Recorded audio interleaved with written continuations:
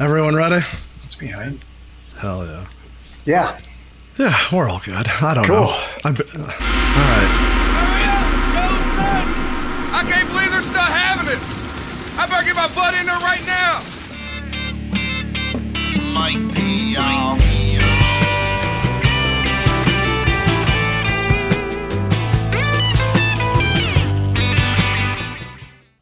Welcome, everyone, to another bonus edition. We just cannot end this season. We are talking the Wraith Shangri-La still. But this week, we are joined once again by none other than Juggalo famous producer, musician, and our second favorite graduate from the Berklee School of Music, Mr. Mike P. How you doing, Mike? Yes. Who's the favorite? One of our friends went, and she actually does cool. the voiceover work for our show. So, Oh, cool. Yeah. Oh, her. wow. That's great. Nice. Yeah. Berklee. That's cool. Yeah, we gotta throw her a bone. You know what I mean? We can't upset the talent on the show. So, Oh, that's good. It's all right. Congratulations. You're still in the top three, though, at least. Top three. Yes. A lot of people went there. Steve Vai, and then Steve Smith from Journey, Billy Squire, Susan Tedeschi. She's popping the last 15 years. Yeah. Paula Cole. There's just a ton of people. Chick Corea, all kinds of people went there. So it's cool. well, it's the best music school in the country, right? I think so. Well, so like we said, we're going to talk a little bit of Shangri-La, the Wraith, which obviously you were a big part of, and we discussed it a little bit the last time we talked to you, but we want to go a little more in depth because we've done how much, Chris? The past 4 or 5 months talking about the CD. So Yeah, just about the entire 2024, I feel like, has been eaten up dissecting this. So so That's cool. Did you get lots anyone of, else? Did you get anyone else to talk to you? So we talked to Fritz about the remix CD. Oh, yeah. But we're going to Yeah. try to talk to producers about that. But the actual CD proper, no. Yeah. Just you, because you were 22 the years backbone, ago. So that is that's crazy. Cool. So I was yeah, right? It's like, good Lord, what happened?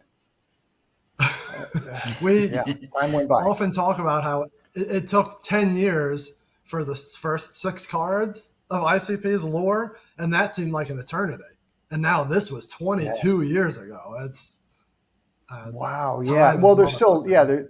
there's still, I spoke to Violent J a couple weeks ago. Maybe he was talking about it. They're still working on the next one. And yeah. So, yeah, okay. I get, great. it's still 22 years before the next 6 records came out. Wow. Yeah. That's a lot. They they had a few other things sprinkled in there. Yeah. Yeah. Wow. 22 years. They thought that that it was going to end around that time. They thought they were going to stop, or they thought people were going to lose interest after that. But that didn't happen. They're bigger than ever. So Yeah, they've kind of went in like 3 waves of, I feel like, up and downs in their career, and they're on another high right now, it seems. yeah, I think so. Yeah. Are you spilling any beans? Are we getting ahead of ourselves? Are you tinkering with the next 6th, or is that to be determined? Oh, I don't know anything. That's all I know. Hey, we're not pressuring.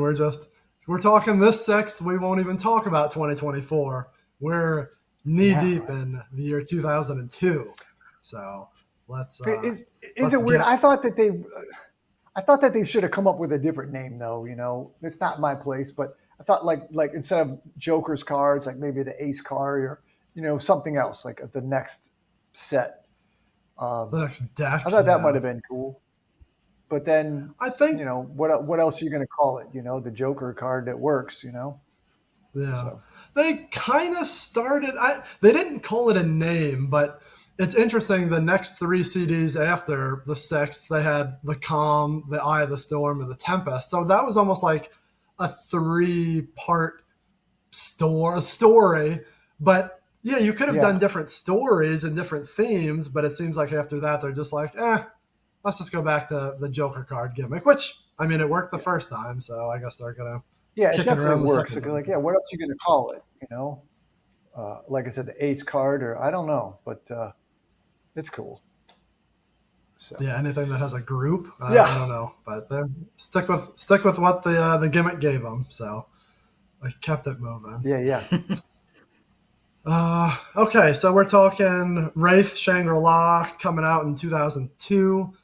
Before the Wraith came out, just real quick, they put out a sampler with a couple original songs, the Juggalo chant, Simple and Blunt. Was that something that you put together? Because there's no credits to it, but it definitely sounds like right in your wheelhouse. Yeah, those were songs that we were recording during that time, like, for the record or possibly for the Wraith record. And then, there's some stuff that didn't make it to the record. It didn't fit the theme. And then, Juggalo chant, Simple and Blunt. I don't know. They just put it on this sampler thing, which was cool. I really like both of those songs. And Zug Izland will perform the Juggalo chant live often, so that's pretty cool. Because Zug Izland, as you can see, we're sharing a shirt here, so nice outfit. I'm not wearing pants either. How about you? I followed suit with no pants, so that's how I'm linking up here. Good job. So what else was on the sampler? Was there any other songs? I don't have it in my reach, Chris. There was just a mix. They kind of did a mix of previous songs. So it's kind of Simple and Blunt, kind of telling the story, and then like, here's what we made before. So there's a little mix, and then the chant at the end. That's right. Okay, that's right. Yeah, but Simple and Blunt definitely sounded like your vibes. Yeah, from it was. That Wizard of the Hood into the Wraith for sure. Yep. And that obviously not a real song, but God, Simple and Blunt. Oh my God. We still talk about that. Like, it's so well put together. It tells a good story. It flows well. It's fun. It's classic ICP storytelling, and it led into their biggest CD. So definitely did the job. We're still talking about a sampler 22 years later. So you guys did something right with that. Sampler. That's cool. So getting into the Wraith, obviously, but to us, it was a very big production, large studios, big names with the studios with the mixing and the mastering. Was it the scale of production obviously went up from in their 10 years, going to the disc to doing stuff at Mike Clark's to eventually building their own studio. But this is like exponentially bigger.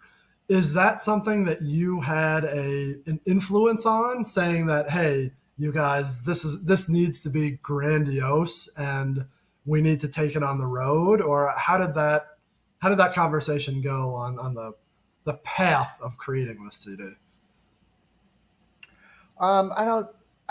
We didn't really discuss it like as far as making like an over the top production. It just kind of happened. Just the way Joe and I vibe in the studio, we kind of overdo it in a cool way, I think.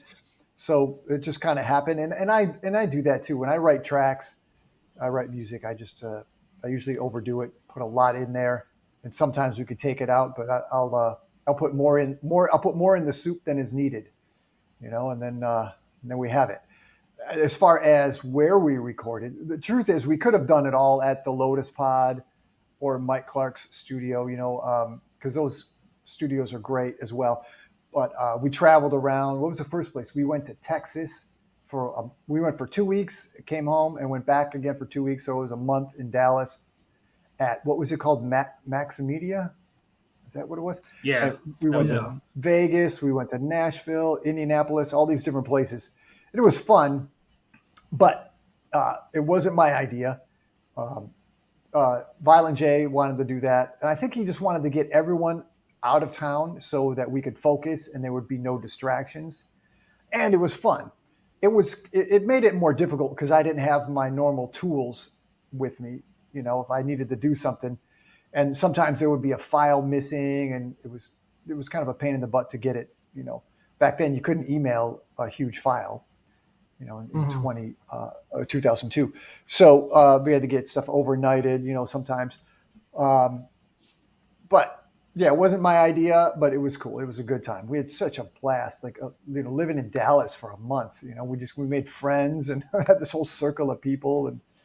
And then 2 weeks in Vegas, that was just, wow, that was fun. I saw Blue Man Group, and we saw George Carlin, you know, and stuff like that we got to go do, and it was cool. So much for not being distracted. And then just like other wild shit. Yeah. Other wild shit that we can't even, I don't know. Good God. And there's a venue down in Dallas that, what was it? Is it Pantera? That they were part owners or something like that. Yeah, just, you know, there were some distractions anyways. So it was a lot of fun. And so many people were there, you know, like ABK and then like most of Zug Izland and, you know, Sin from Zug Izland. And then who else? Just like some of the crew guys like Matt Davis and Patrick. Who else? Stores where Sabu was down there. Yeah. Yep, Sabu was there. Who else came? Just we had a great time. It was cool. Yeah. When you were at That's those, what I was thinking. Was he there? Oh, I think so. yeah. Yeah, we've seen him. He's on a couple tracks there. Yeah. When you guys did that, when you went to different studios, I know you just said, you know, sometimes you didn't have, it wasn't like your home court. You were kind of felt like it was an away game. Yeah. Did you have engineers from those studios looking over your shoulder, or do you just rent a room and they kind of give you free reign? And was there anything there that you didn't have at your home where you're like, wow, this is cool, this is a bonus feature that these studios have that we don't? Because what was the one in Nashville, Chris, that had like the sound kitchen, right? Sound kitchen. We looked that up and that looks incredible. So we were just curious if there's someone there helping you, or they just kind of give you the room and they're like, do what you want with it. And, you know, the pros and cons. It's more like that. They just give you the room and, you know, with an artist like ICP, you know, we all wanted privacy. We didn't want anyone else in there. So it was, there wasn't anyone in there like an engineer or an assistant or anything like that. I was engineering it, you know, at the same time. But sometimes it would be like every studio, they have a patch bay and they're all worded different, like listed different. And sometimes you're just like, I don't know what the heck this means, you know? So someone would come in and patch something in, you know, here and there, someone would pop in, but it was mostly just us, you know? And it was funny at the sound kitchen, we'd be chilling and, like Faith Hill was there, and like who else? Maybe I don't know who else. Dolly Parton and like Reba McEntire and maybe one of the Judds, like Wyona Judd or something. Like people like that were there, and so we got to mess with them, right? So Violent J would walk out of the studio that we were working in and just walk down the hall and walk out the front door with his pants off, you know. so there was that. It's funny as hell. You know, just like act normal, just walk out the front door. Can't imagine some of them artists seeing the gaggle of crew coming through, as we mentioned, some of the people. Yeah. We kind of freaked them out, you know. And then I was supposed to go to a lunch thing with like the manager of the studio and Faith Hill. The three of us were going to go to lunch. It was all set up, which would have been cool. I don't know. It would have been cool to hang with her. And I don't know. It didn't happen. I think she didn't come into the studio that day or something. So, but another thing cool. Is that? I was going to say, according to the book, there's a little liner note in the book saying that Sin offered Faith Hill a joint, so maybe that scared her off. Maybe we definitely like there were some comments from management there that were like, you're kind of scaring some of the people, like some of the other artists, you know. So, but I mean, we didn't do anything. Like we weren't like wilding out. Like we just, you know, just walking around with their pants off. That was it, you know. That's funny. That's right? it. That's So in that building, Just a big clown pantsless. the clown with no pants on. In that building are several different studios, like, I don't know, maybe like 6, 7 different studios, you know, and some are real big and some are smaller. And what was cool about it is we got to bounce around to like really every different studio in that building, because every studio had a different board and different gear in it that I was like wanting to, well, we need to mix this song on this board. And so that was really cool. We got to move around and get a different flavor from each room there. And yeah. And then after a while I moved to Nashville years later. And in 2010, I had my own room at the Sound Kitchen for a couple of years. Like, it was just my spot. I had my gear in there and I was doing my work out of there. And so that was cool. And I was kind of the first call engineer there for a while, where, you know, they'd get someone come in and I'd engineer the session. So that was cool. It was great. And for me, going to the Sound Kitchen was a dream. Like, I read about that place in the 90s, you know, and I'm like, I always wanted to go there and make a record, and we got to do it. So that was cool. No, that's good. Did that kind of influence your decision to move to Nashville? That was one of the kind of things we've seen. We're like, all right, you guys did that album there, and then years later you showed up in Nashville. That kind of maybe a bit. Maybe? I did. I liked it there a lot. I liked the music scene there a lot, and the studios, just a million, just really great studios. So yeah, that probably did influence it a bit, you know. So. Talking about bouncing back and forth between all the studios, like we said, Dallas, Nashville, Vegas. There were some that we kind of put together. It seemed like some tracks had more Jay and less Shaggy, and we were trying to pinpoint what cities they fell in. And the vocals is another thing that with that we were trying to piece together. Were you recording vocals at all these different cities, or was everything vocalized and recorded in Detroit and then musically put together in these different studios?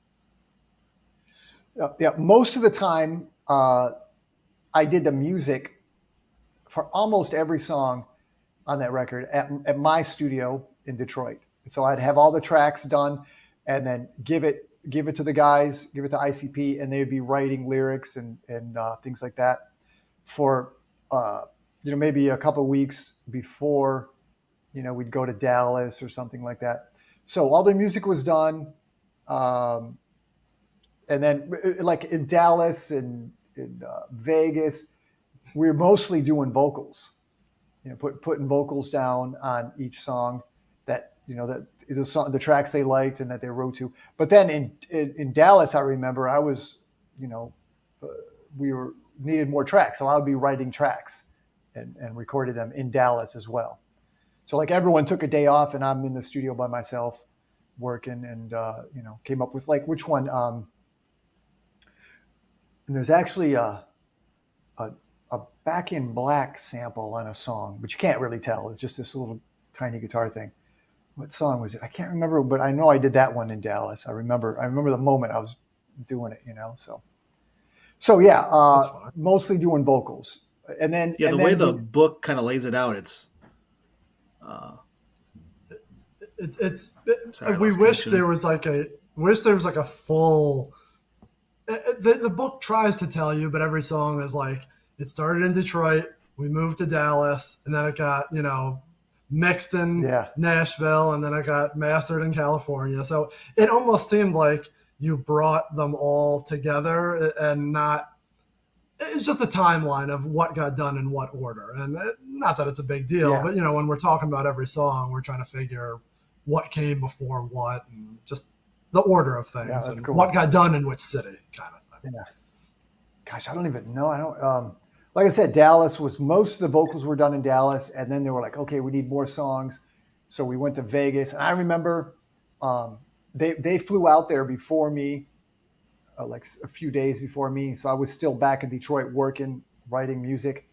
And I had a CD with me. I got off the plane. They picked me up and then we were driving down the Sunset Strip, not the Sunset, the Vegas Strip, and somehow I'm driving, and Joe's like, "Let me hear what you got." So I put in the CD, and we're all driving, just blasting these instrumental tracks, which would become the Wraith, And it was just a cool moment, driving down the Vegas Strip, listening to this stuff, and now when I hear those songs, I think back to that moment, and it was pretty cool.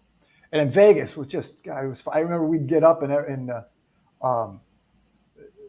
Violent J kind of made Sin his personal trainer for a while there. So he'd be getting him up and like making us all run around the block, in Vegas heat. Everyone get up, let's go. We'll go run around the block, literally, come back, go back to work, and do stuff like that. So that was cool. All of us just like, oh God, it's like running around. And then the tree. Do you guys have the tree picture? When yeah, we've talked about that was back. Coming up. Yeah, the tree. I think we posted Vegas, that. where everyone would that picture. Yeah, cool. Yeah, we posted it on our Instagram. After that, oh yeah, I sent that out. I think I sent it to Violent J after that. After I found that picture. But so yeah, we'd all those are some lunch breaks. Just go sit out by the tree with some trees. So yeah. So I have long answers.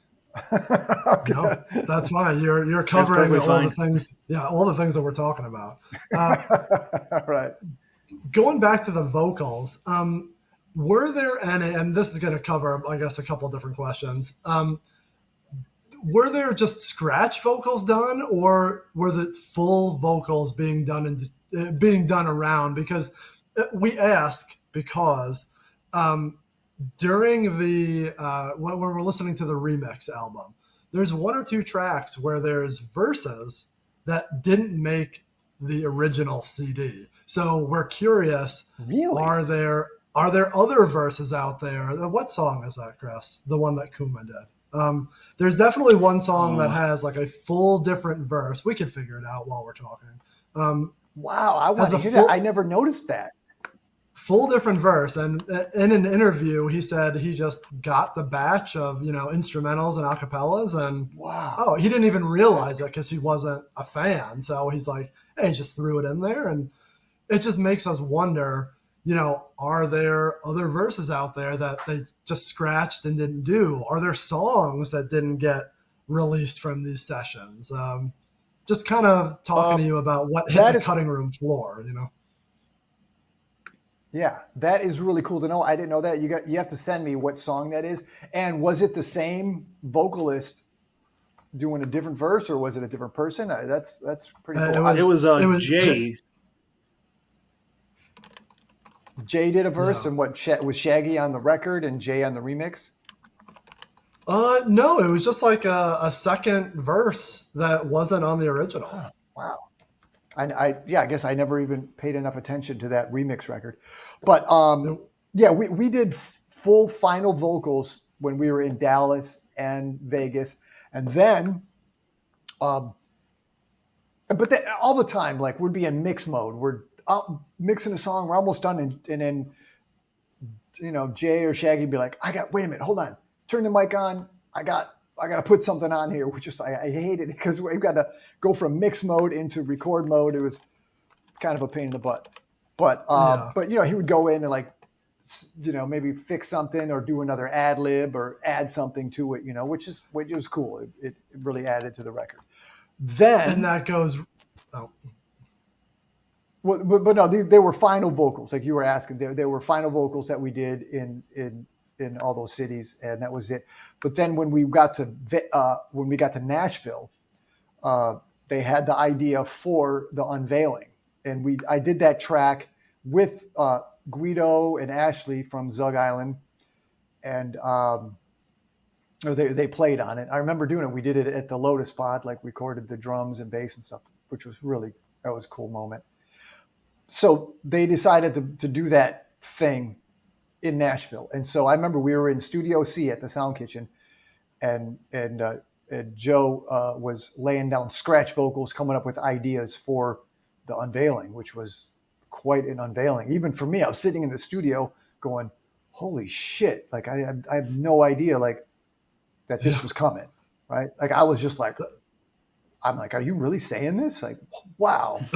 And then, and then the rest of everyone else showed up, and throughout the day, we, like Jay would have a scratch vocal on something, and then me and Ashley would get in the studio and sing that part. Like, I think like, we're not sorry if we tricked you. Like, a little line like that. And we'd get in there, and then someone else like Legs Diamond would go in there, or Sin. And so, yeah, so that was, that's another long answer.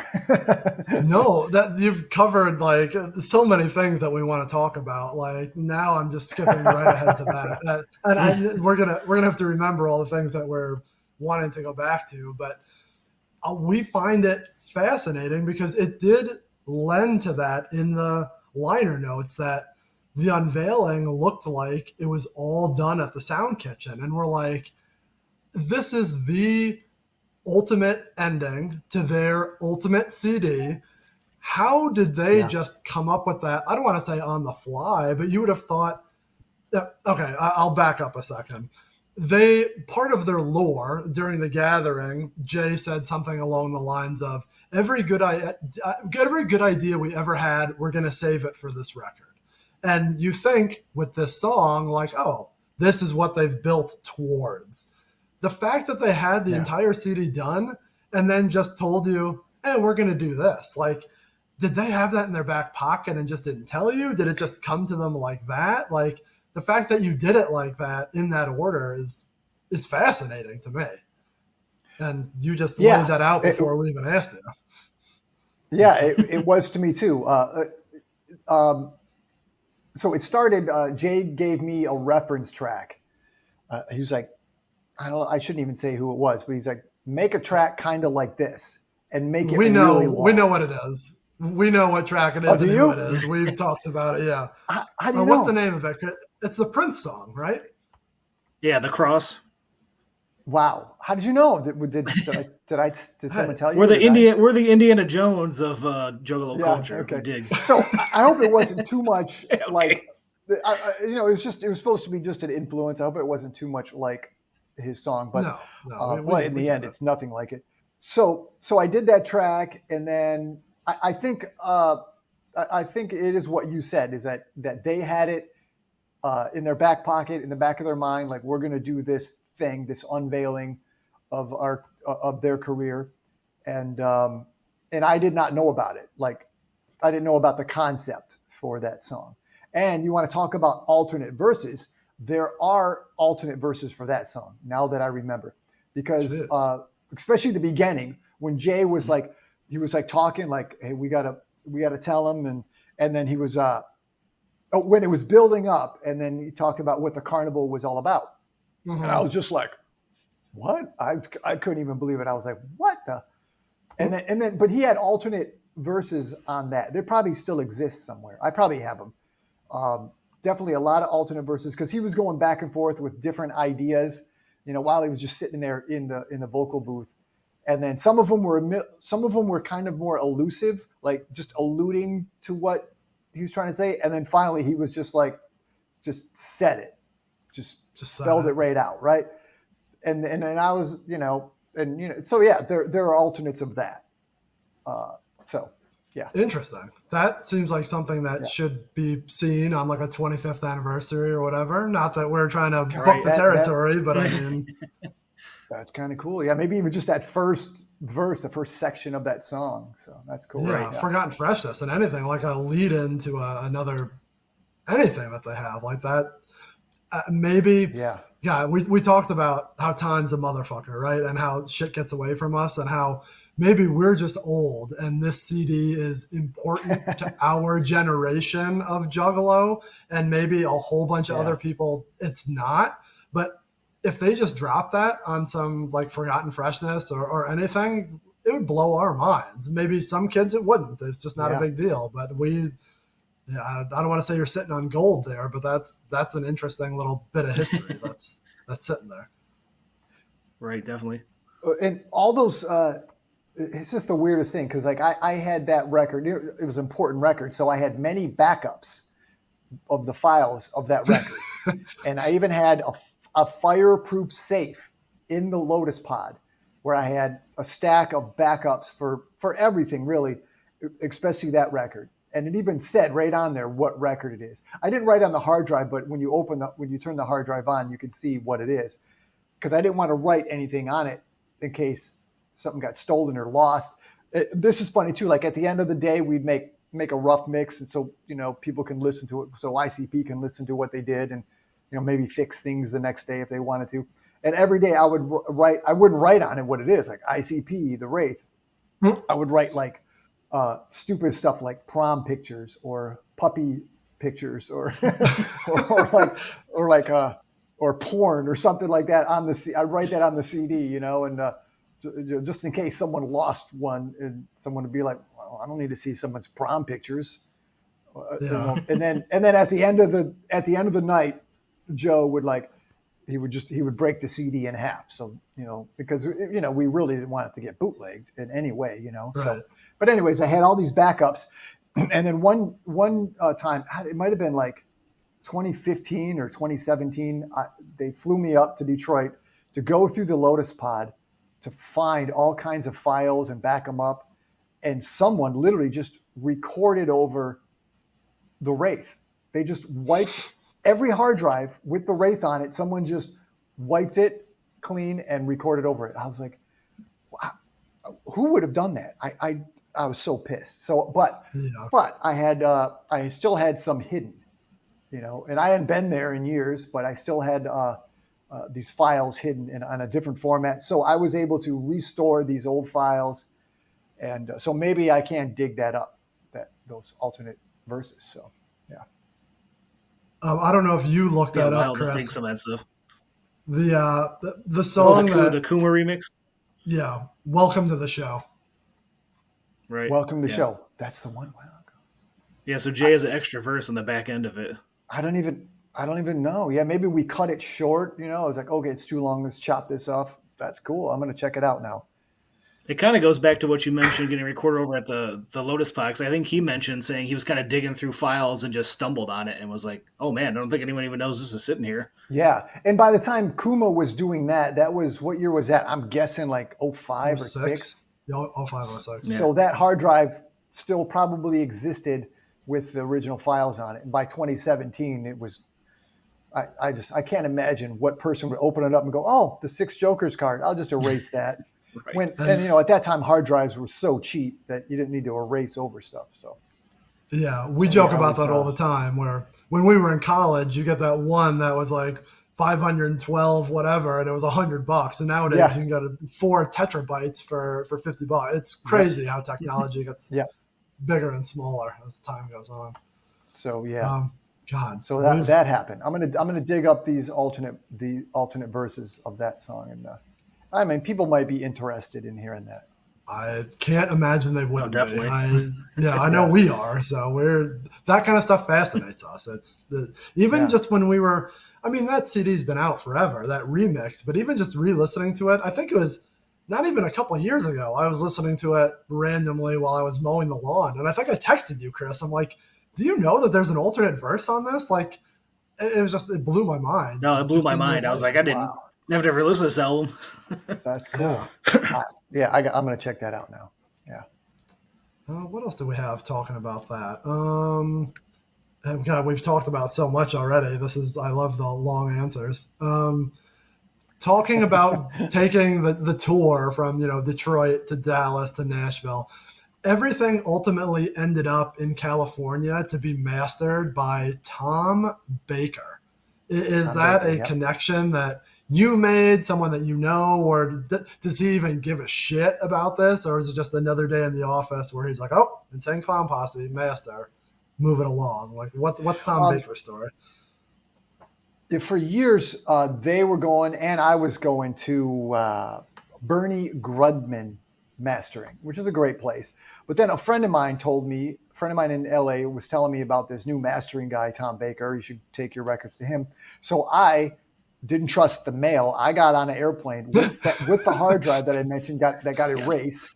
And I took that hard drive out to Tom's, and it was just him and I in there, and he was mastering it. And I was just just playing him playing through all the files and everything, giving him all the files that he needed. And so the mastering process is kind of, I don't know if you know much about that, but it's just the last process before a record is released or, put the CD or put on Spotify.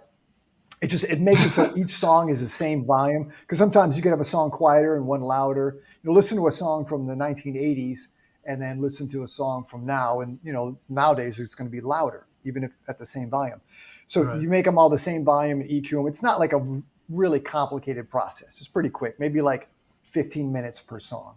So, but yeah, that was me that suggested Tom Baker, and I went out there and we took all kinds of records out there. I think at the same time, I think I took Isham's record out there, like Repentance or something. Remember I was out there. Yeah, there was a handful with his name on it in that era. Yeah, so I was taking him out there and getting that done, and then hanging out in LA. But no one else came. I don't think no one else was out there at the time. Maybe they were. No, you know what? They were. This is what it was. We actually super villains. That was a very last minute thing when I went out there to master, and then Joey and Sin and Isham, we were all out there in LA, and like, let's get one more song in, and that was it. And it's like, Mike, you got any tracks? I'm like, yep, because I always, no matter where we went, I always had a CD full of tracks in case we were going to do something. And so we went to Cherokee Studios and we did vocals on that song. When then we put Isham on it, and and then I took it to mastering after that. So yeah, and then I ended up staying. I stayed a little bit longer after that and hung out in LA, and which is always fun. Well, it used to be. I don't know now, but so yeah, that's it. Cherokee Studios is a legendary place. Like, there was a room. I was working in a room one time there, and they recorded. In that room they recorded the vocals for Stairway to Heaven, and then just a million other things. So legendary place. The most important thing I've learned so far, last minute.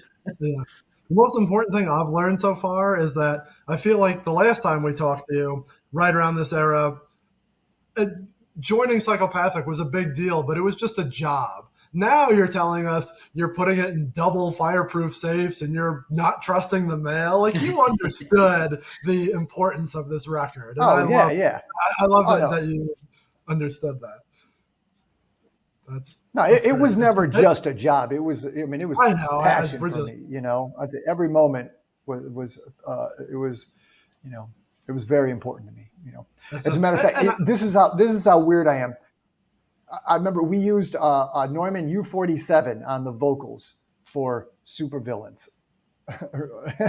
That's how my memory's coming back from 2002. So yeah, that's something to get triggered right off the bat. Yeah, right. I'm like, how am I remembering that? But this is bringing back a lot of memories. So that's good. That's what we do. That's good. Hope that little part of your brain. We enjoy hearing it. So hopefully you enjoy going down memory lane. Yeah, me too. So we quickly skipped over the Prince sounding track that we talked about. There's a couple other songs that we'll call a reimagining of old hip hop tracks, Murder Rap, Bitch Slappas. Is that something that is that in your wheelhouse? Like, old school rap, is that something they brought to you again and were like, make something that sounds like this? Or did you just see it as an old track and you can make it more of a modern sound? Because that's not really, I remember that's something we've seen a lot from you, but.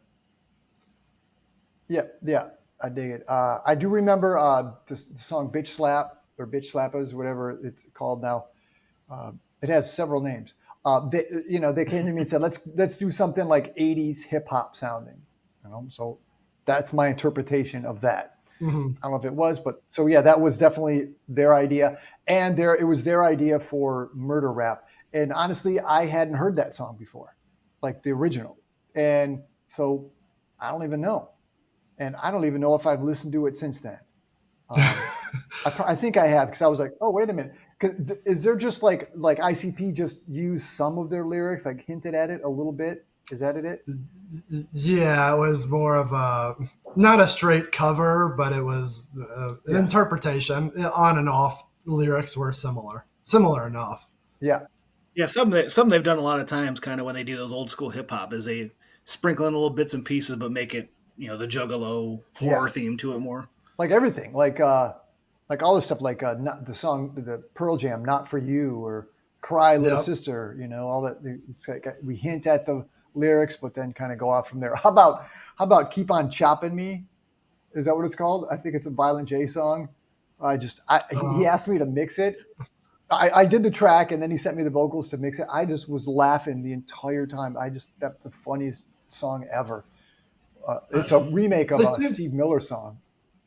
They seem to be doing that more and more. Like they did it in this era with like the old school hip hop. Yeah. But in the past like 5 or 6 years, they did the Possum Kingdom cover. They've done Hungry Like the Wolf. God, what there was the one on the a bunch. Yeah, what's the one on the Everything's Mighty Death Pop? Yeah, there's just this fun little like 80s rock kind of hints that were like, oh, that's cool. And they've definitely gotten back into that groove. And it's funny. I mean, like you said, it's always it's a little nugget that you pick up on. So yeah. But Murder Rap was their idea. And then like I remember Joey doing the cuts on that, doing turntables on that at the Lotus Pod. So yeah.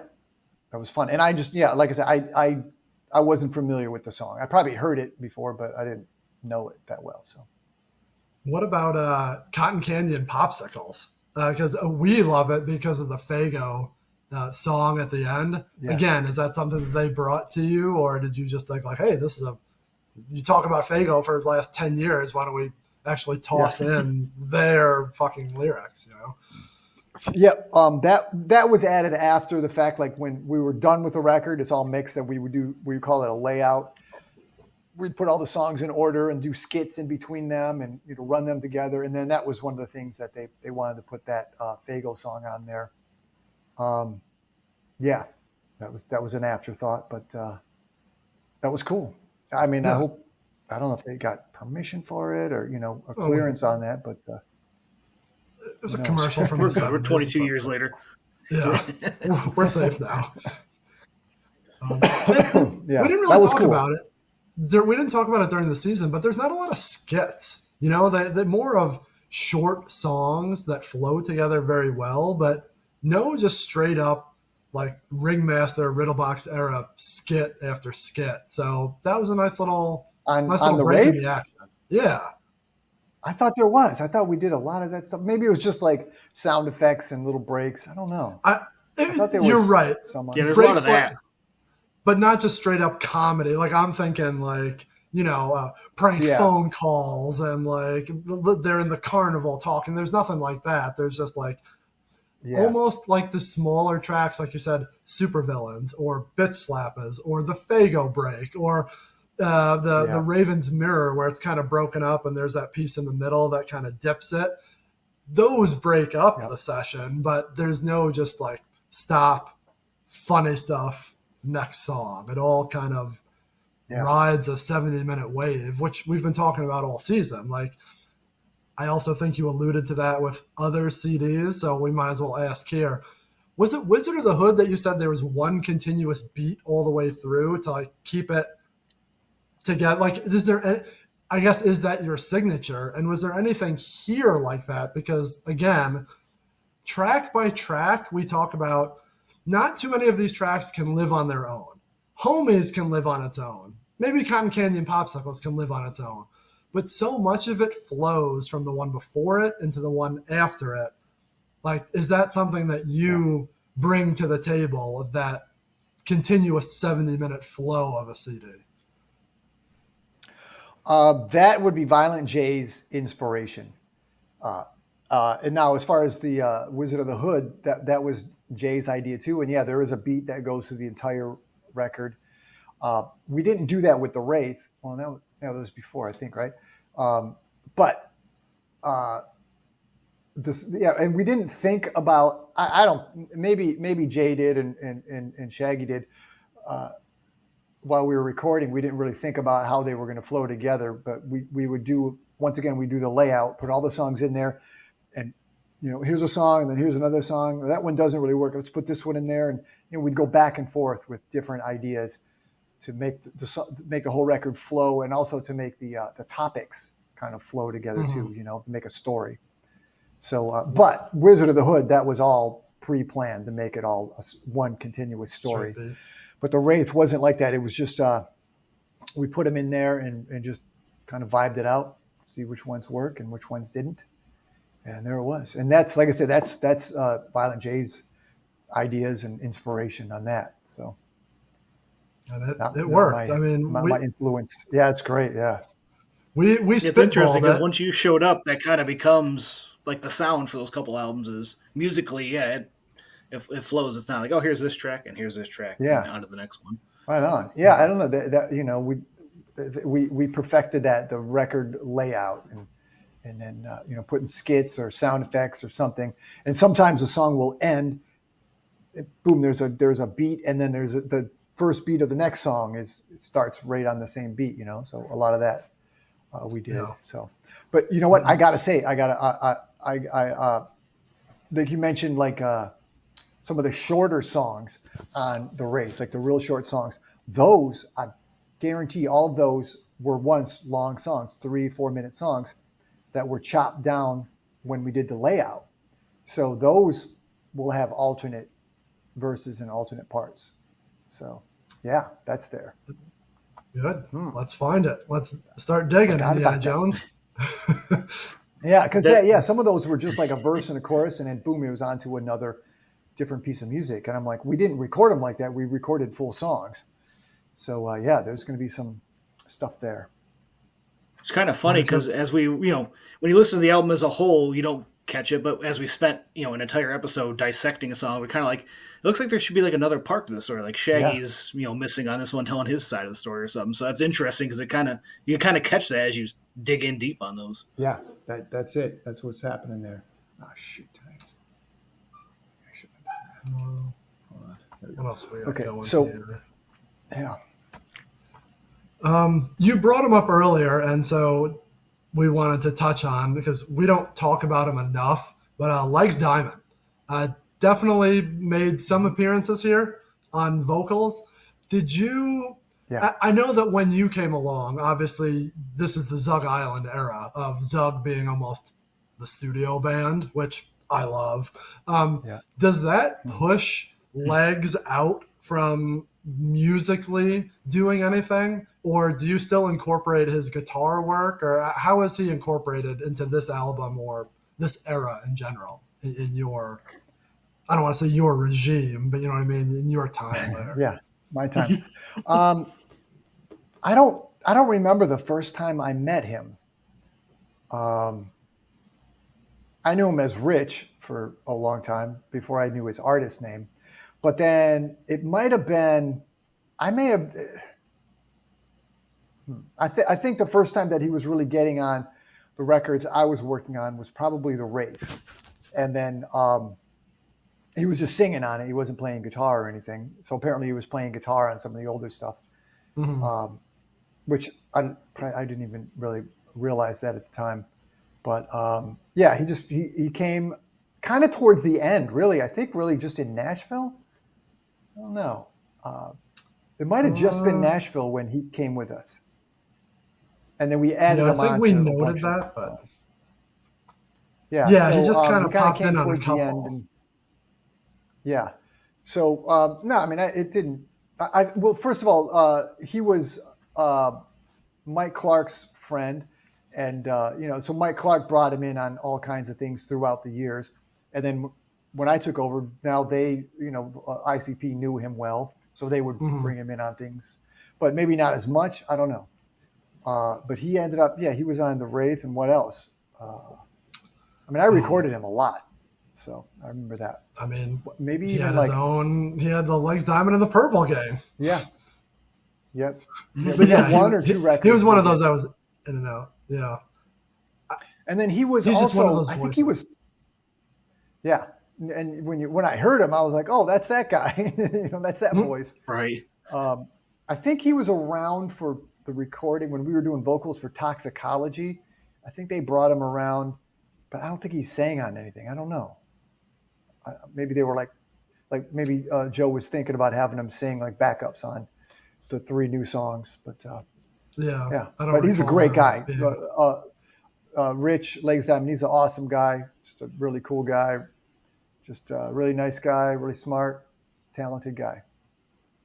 I guess this is going off script a little. I always wondered, and this isn't a Zug Izland podcast yet. Maybe some season it will be, but it will be one of these days. But how could you briefly talk about why he wasn't incorporated into the idea of Zug Izland? Like, he had a local band. He was a guitar player. He has a great voice.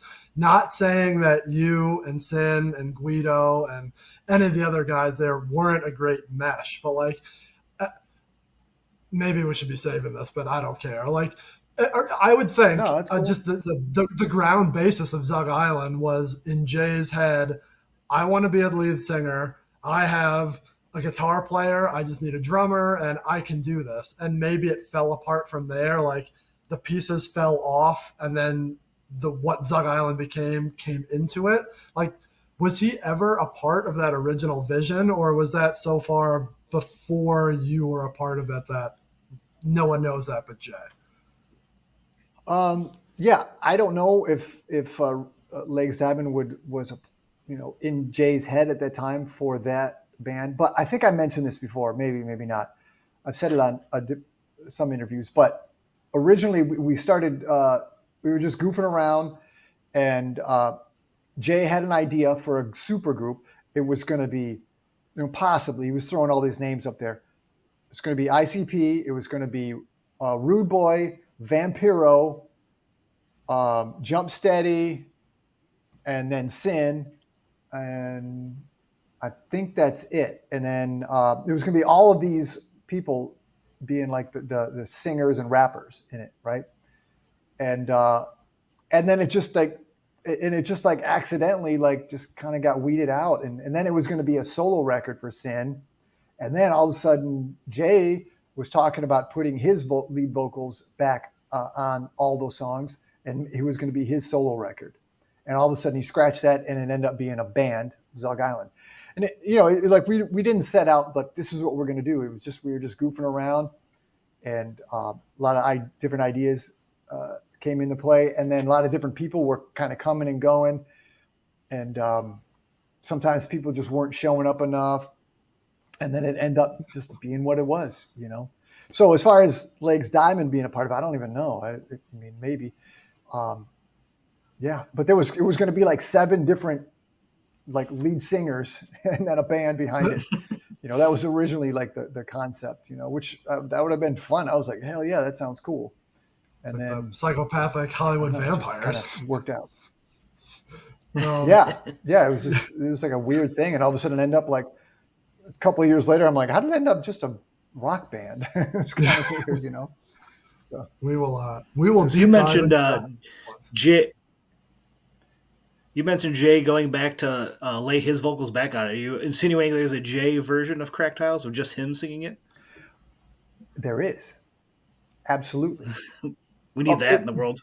But God, wow, yeah, I never even thought about that. But it's more like scratch vocals, I mean, some of them are probably good. I mean, he sings and raps all over that record, like backups and stuff like that. Right. And but there are, he would do scratch vocals on a lot of the stuff.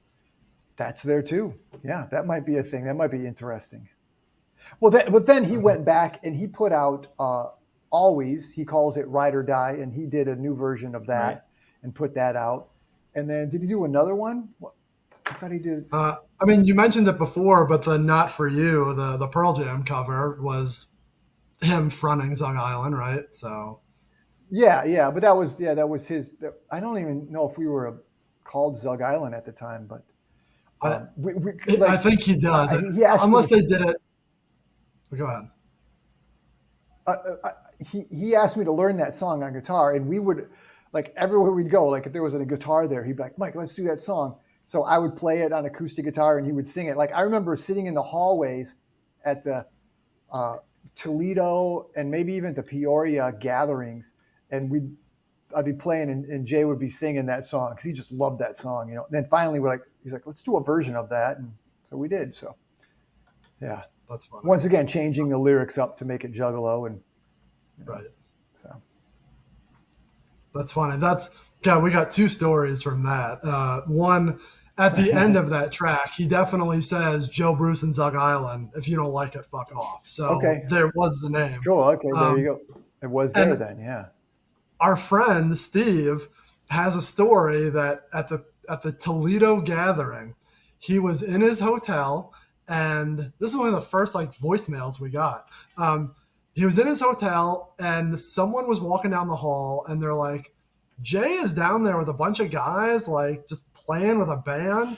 And someone came up to him, they're like, yeah, we're in the new Psychopathic band. And he's like, get the fuck out of here. You guys, you're just some assholes that are in the hotel. And he walked down there and he's like, God damn, I may have seen like Zug Izland and Jay playing in my hotel. And I think he videotaped it or took pictures, but it's on one of those shitty like things that you have to, you know, get to another tape, and fuck, we need that. Yeah. Like, Steve, if you're listening to this, cool. fucking we need to get on that. So I want to see that. Yeah, and we would do that a bunch, and like I think I learned some other songs. Me and Jay learned some other songs like that because he just loved to bust out and start singing, and it was cool. I remember that exact moment. You know, we were sitting in the hallway and playing that song, and yeah, that was cool. Well, I'm a big Pearl Jam mark, so anything you do of theirs, I'm totally happy with. So.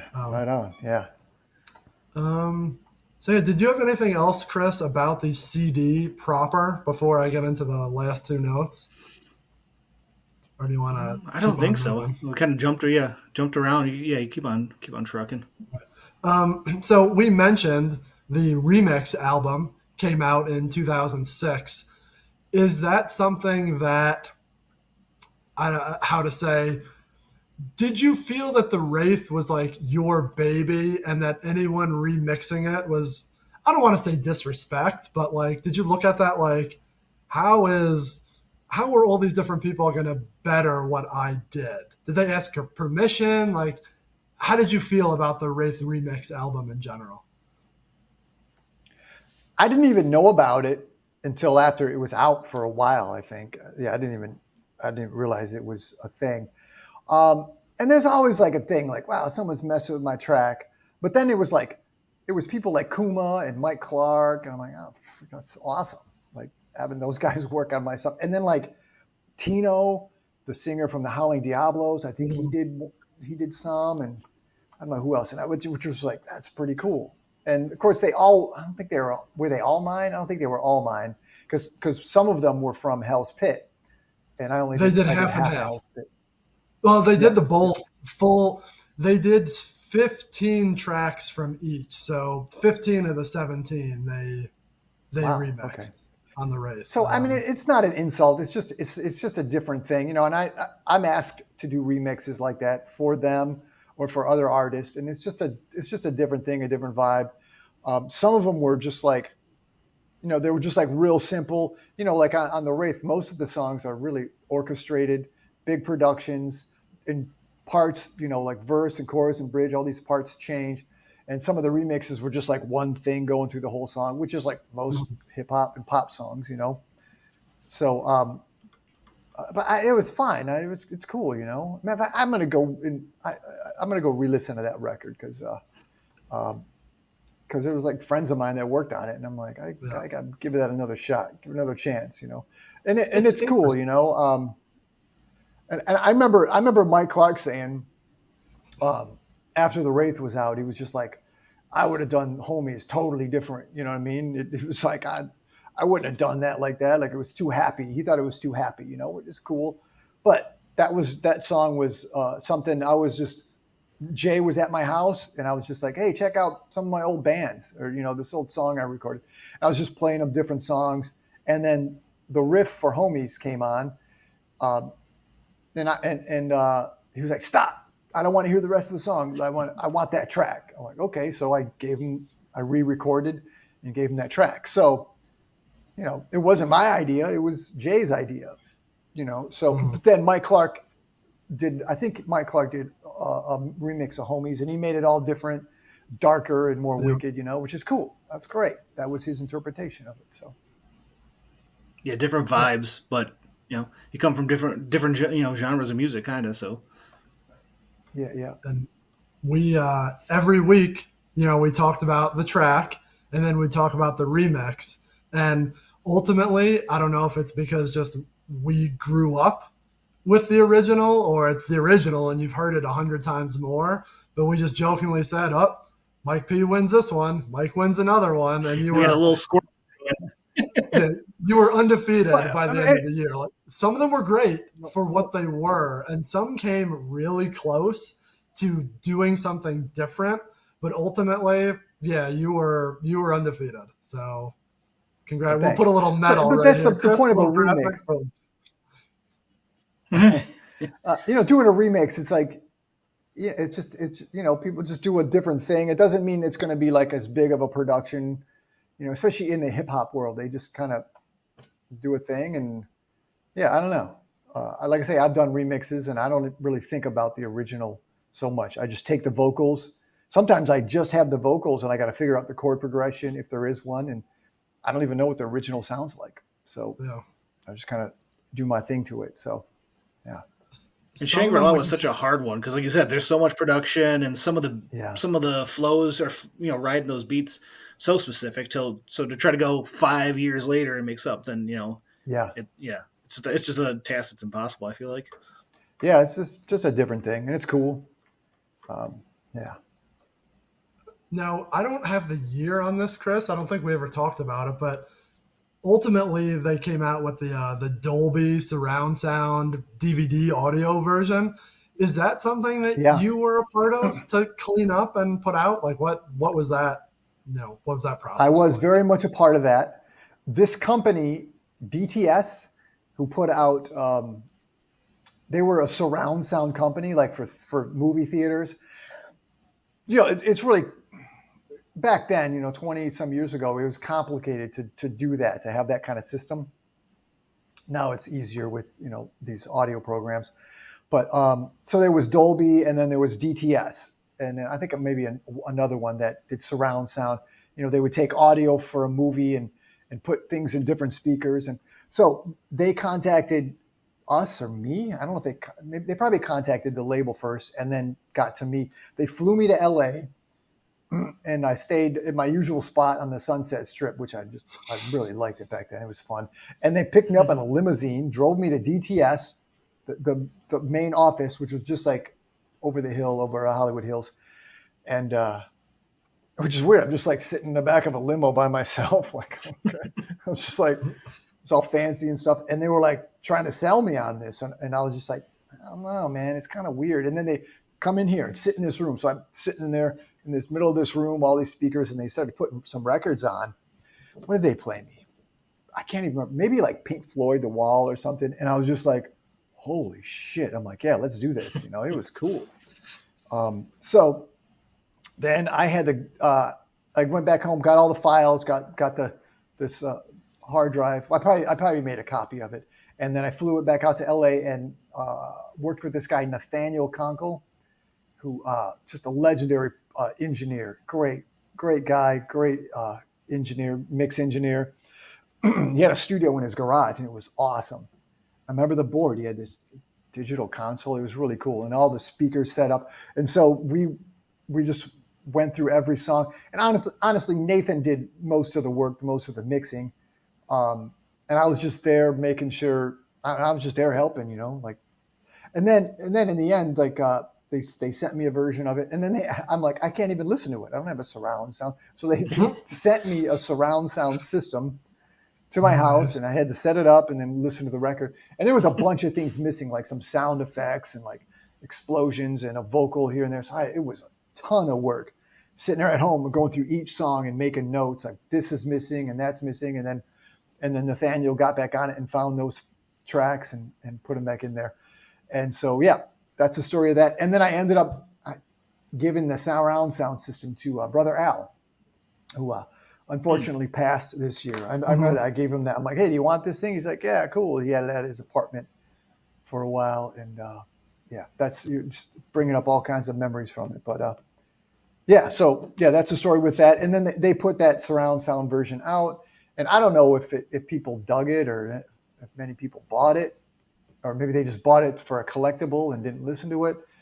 But it was cool. And there was, with all the production and all the sounds happening on the Wraith, to have that popping and going around and all these different speakers and stuff behind you and over here, that was cool. So, but then I think that company went out of business. But we've tried. Like Chris listened to it on his system, not a full surround sound, but you can definitely hear the differences, and some things are pulled to the front. Different parts of the soup, if you will, are moved around. So it's an interesting immersive experience. Yeah, like the guitars kind of come off a little heavier and stuff, and there's little different things that kind of stand out a little bit more on that version. Like you say, you kind of could hear. I only have a couple speakers, not the full surround, but the big speakers you hear it bouncing back and forth. So I'm sure with the full setup, go get 7 speakers and a subwoofer and check it out. It's right. A lot of people have a surround sound system in their house, like like little tiny speakers behind their couch, and just for mostly for movies, because they were trying to make that happen. They were putting out 96 kilohertz CDs and surround sound stuff. They were trying to make that a whole new market, surround sound records, and it never took off. But now it's kind of taken off. They call it immersive audio now. So and it was a cool little window then. Yeah, of those, check it out. Those albums they dropped. If someone's got a surround sound system in their house, you got to check it out on at least 5 speakers. It's really something. You'll get the effect. And on a side note, Nathaniel Conkles, the head engineer, is his dad is a famous drummer. I think he played with James Taylor and Crosby, Stills, and Nash and stuff like that. So kind of cool. Nice. Once again, memories coming back up. Yeah. I think we're wrapping this up here. Chris, do you have anything else Wraith related?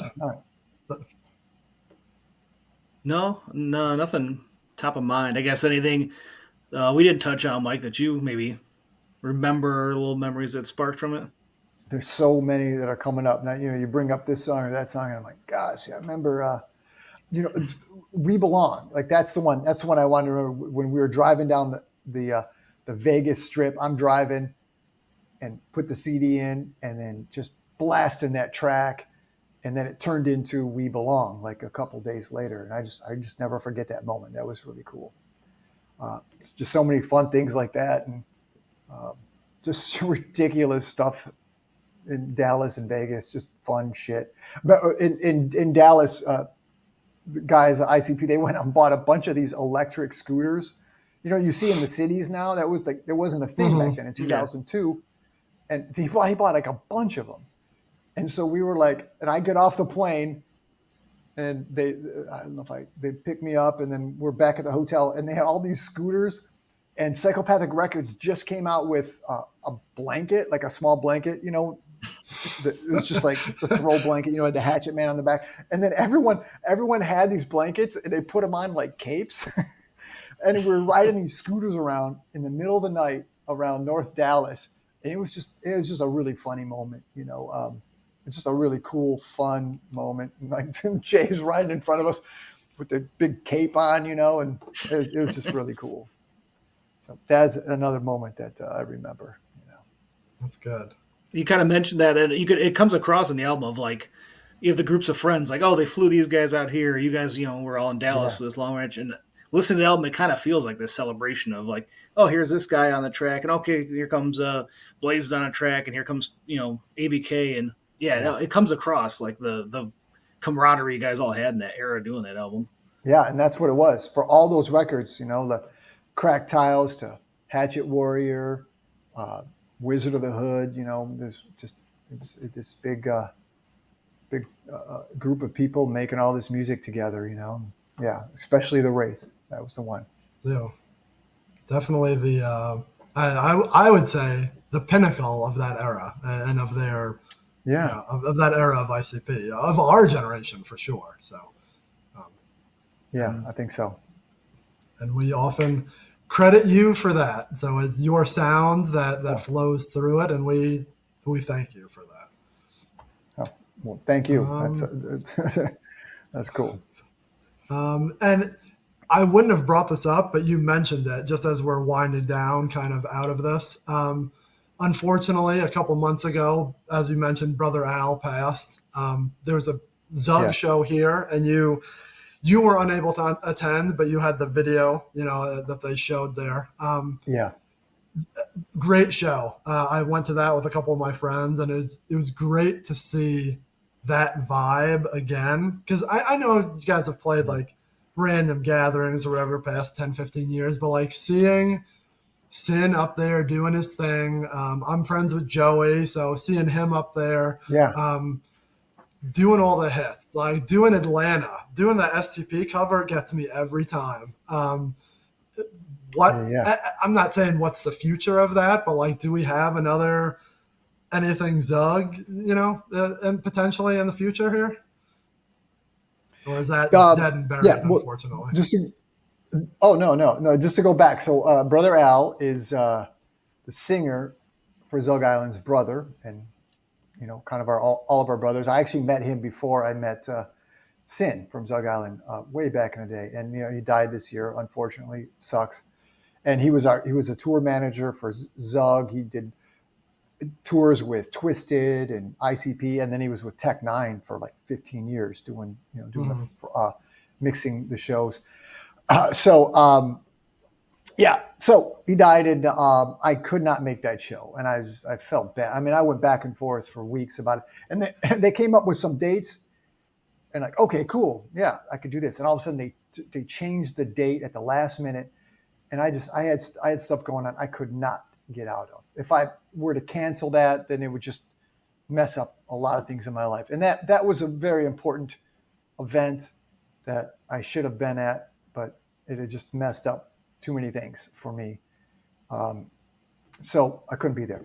I'm glad to see that Joey V was able to do the show and fill in. That was cool. As far as future stuff, I hope so. I would love to go out and keep doing Zug Izland shows. We just, we're a little older now, and it's, if people came with enough money for us to travel around, that'd be great.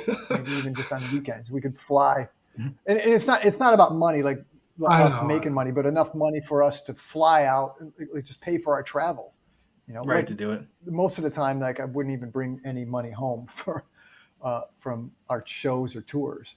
So if someone could cover, expenses and things like that, then I think that's the biggest thing right now for everyone involved, is that they can't necessarily take time off of their life or work or whatever they're doing, and pay to go out, and then everyone's busy, and it's mostly just myself and Sin, that it's going to revolve around. And then we got Johnny King on bass, who's just been great, just an awesome guy, great bass player, and Tim Smith on drums, who's been awesome. They've really been there and came through for us the last, I don't even know how many years. And so, of course, we like to include them if we do anything. Mm-hmm. But yeah, it's just about, it's harder. If we were like a full-time band making a living at it, that'd be different. We'd be out there doing it. But it's kind of, we'll see. I gotcha. We just gotta see what happens. It's not up to me. I'd go right now. I'm like, ready, let's go. Other people can't necessarily do that. So. Much like we said, how we feel that Shangri-La, the Wraith, is a staple of this era. To me and to a lot of our friends, Zug Izland Cracked Tiles is the same thing. So if not to be like total mark juggalos who just love everything that they put out, but like those are great albums, and I'm thanking you for that. Like you had a very big part in that and our fandom, and I hope you realize the important part that you played in our generation's, Juggalo fandom. Thanks, man. That's great. That's nice to hear. I feel the same way when I think about those records and hear them. You know, the Wraith, Wizard of the Hood, Crack Tiles, Hatchet Warrior, One Less G from the Hood, and then like what's the first Lotus record? Tales from the Lotus Paw. Those just like, you could feel the camaraderie in all those records and the vibe. I think so. We feel it too. Yeah, it's an energy you can't recapture, kind of lightning in a bottle for those couple of years. It was, yep. Yeah. But then there's still some really cool stuff happening now as well. You know, Fearless Fred Fury, that was awesome. I like that. And we talk about that. We talk about that some kids like. My first CD was Riddlebox. You know, Chris's was in the same era. Some of our other friends had other ones. There are kids today.